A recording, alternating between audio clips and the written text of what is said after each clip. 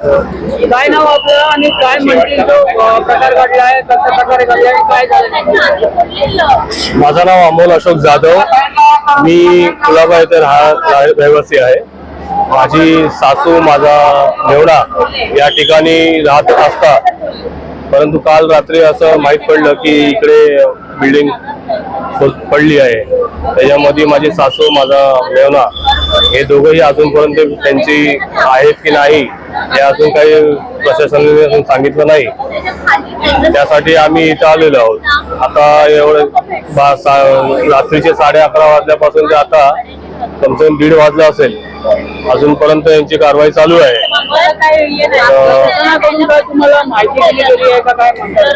प्रशासनाकडून या बिल्डिंगला नोटीस देण्यात आली होती असं सांगण्यात आलं होतं. परंतु या बिल्डरांनी मग का नाही त्याच्यावर लक्ष दिलं हे काय करून माहिती नाही.